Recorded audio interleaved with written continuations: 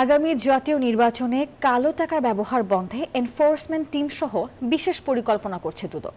আর এমন তথ্য জানিয়ে সংস্থাটির চেয়ারম্যান বলেন, ভোট ক্রয় বন্ধে আর্থিক প্রতিষ্ঠান সহ বিভিন্ন উৎসে নজরদারি করা হবে। আর এ সময় হলফনামায় মিথ্যে তথ্য দিলে ব্যবস্থা নেওয়ার কথাও জানিয়েছেন চেয়ারম্যান আব্দুল মোমেন।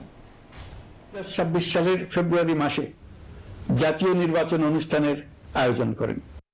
চলতি বছরের গত ৫ আগস্ট আগামী জাতীয় সংসদ নির্বাচনের সময়সীমা ঘোষণা করেছিলেন প্রধান উপদেষ্টা ডক্টর মোহাম্মদ ইউনূস।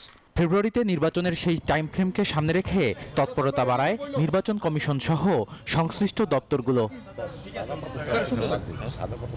সেই ধারাবাহিকতায় এবার জাতীয় নির্বাচন ঘিরে কালো টাকার ছড়াছড়ি বন্ধে জিরো টলারেন্স ঘোষণা করেছে দুর্নীতি দমন কমিশন।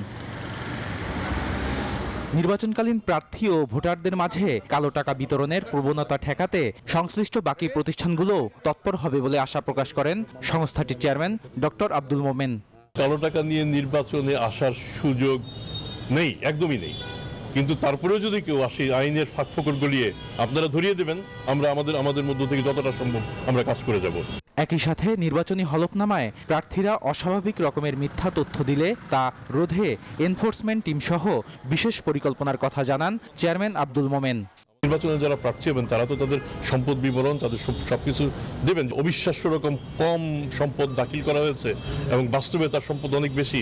এটার সাথে সাথে আপনারা রিপোর্ট করবেন, আমরা আমাদের মতো করে কাজ শুরু করব। এদিন মাল্টি সিকিউরিটিস লিমিটেডের সিইও হাসান তাহের ইমামকে শেয়ারবাজার থেকে শত কোটি টাকা আত্মসাতের অভিযোগে আগামী ২৮ আগস্ট ফের তলব করে চিঠি দিয়েছে দুদক।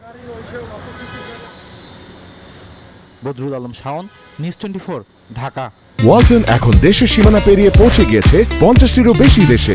ওয়ালটন, ঘরে ঘরে বিশ্বজুড়ে।